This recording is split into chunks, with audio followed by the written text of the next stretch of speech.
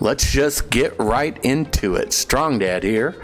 So last week I went to the San Diego show and it was freaking amazing.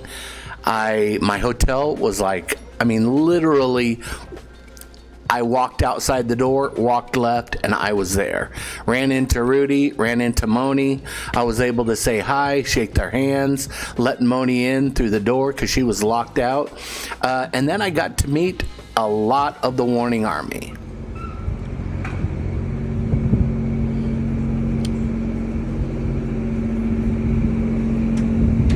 Hi, Luis. How are you doing? Good to see you. Good to see you. Thank you. Thanks for coming. You bet.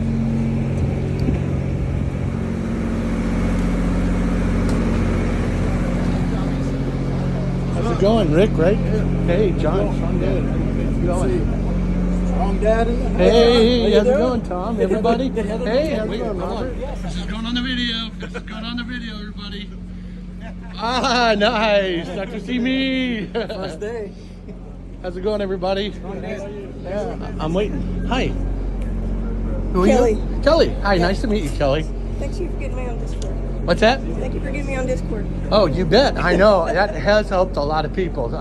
People are always saying, how do I do it? How do I do it? So I thought, why not show them? And we were there nice and early. We went in, we got to see the sound check, which was freaking amazing.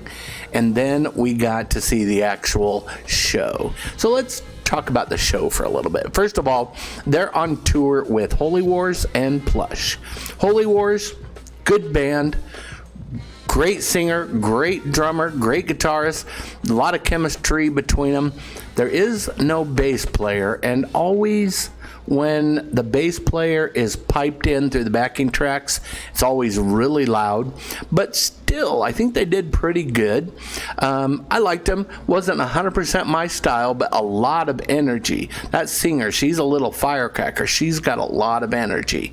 Now, Plush, on the other hand, well, first of all, Plush, first show of the tour, and they were having some big technical difficulties. And what's a Warning tour without technical difficulties? Well, this was on the Plush side, and they were just sitting there forever, just trying to get the bass to work right. They were working all sorts of stuff, and finally, Carlos and Lalo to the rescue. They went over there. They were hooking things in, different wires, different cables. Bam. They got to get it all working for them. Their set was cut a little bit short, which kind of sucked, but I mean, it still was fantastic, and I really like Plush. Really like them. I think the Warning could not have picked a better band to tour with, honestly. I'm just, when I heard that I was going to be able to see Plush, I was ecstatic. Now, as I mentioned before, I met a lot of Warning fans there. Tons of people were like, Papa Fuerte, Strong Dad, and just turning around, shaking hands, pumping fists.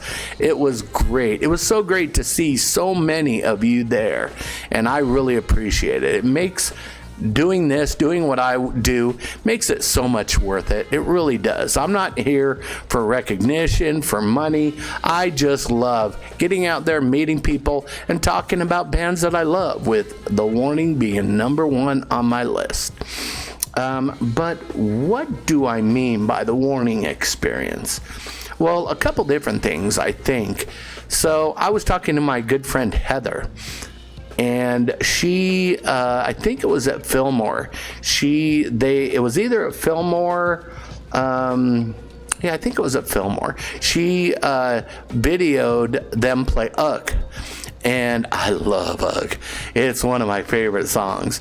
And it was the one from The Jar, of course. And something that I think 90% of anyone that's not a big Warning fan, they would not notice what happened. Let me see if you notice what happens. Here it is.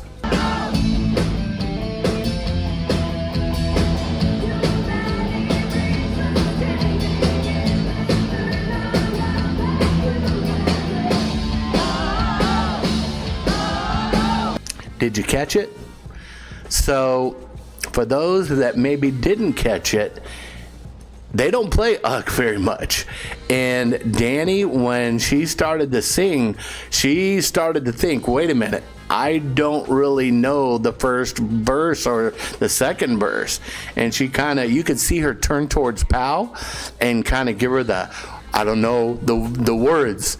And Danny actually got through the first verse, but then Pau immediately kicked right in and sang the second verse. So I don't know if it was just a sibling magic thing, or if Danny said, I don't remember the second verse, or what it was. But watch it again. Without hesitation, Pau just sings the second verse.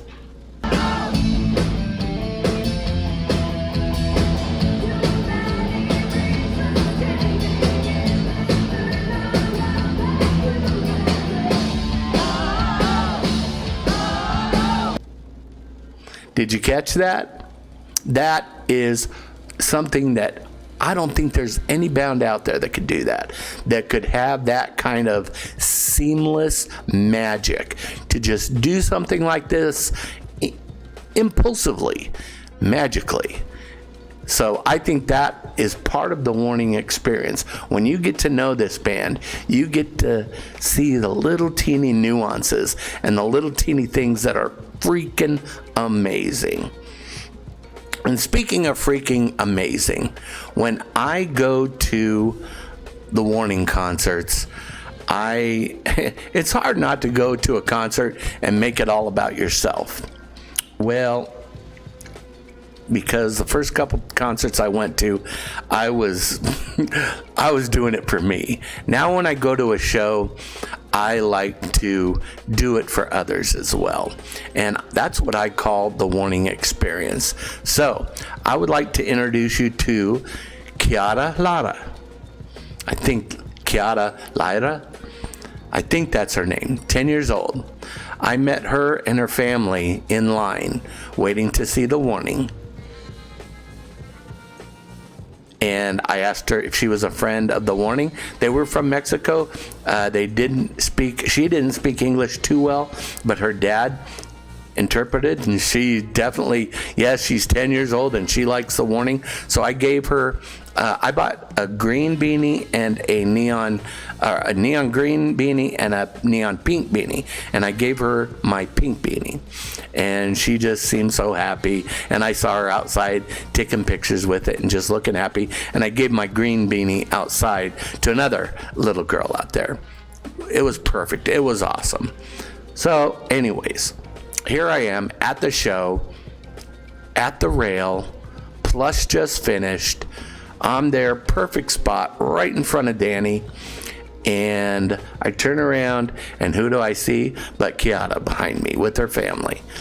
And without hesitation, I instantly thought, she's going to have my spot.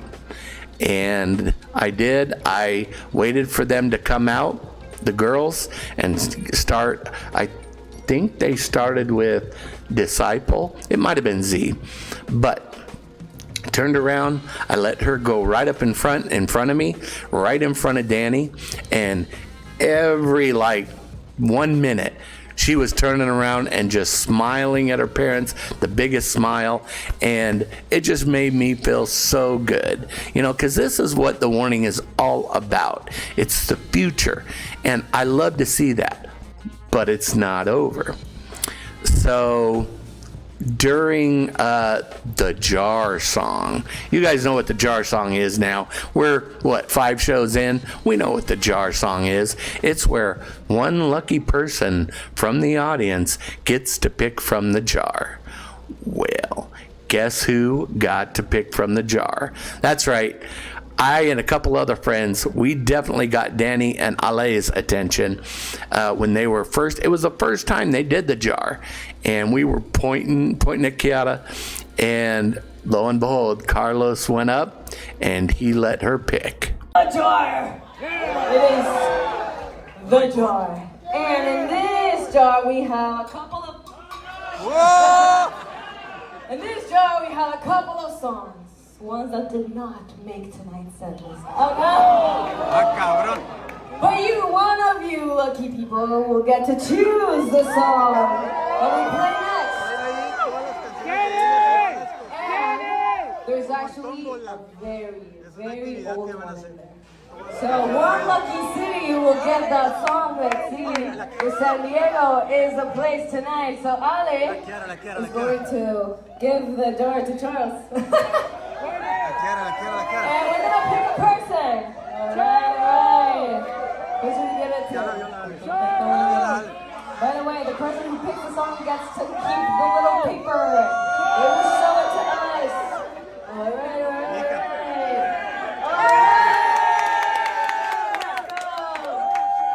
Would you mind telling us which song got chosen? Alright, guys! Looks like Psychotic!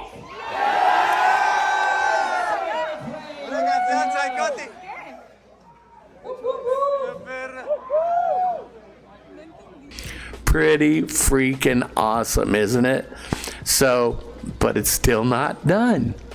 So they played it. They played Psychotic. It was freaking amazing. And she was just smiling ear from ear to ear. And then Danny, after it was done, changed guitars, came out, and she said, I just want to thank the wonderful girl that picked the name from the jar. And she went over and she gave her a fist bump from Danny herself.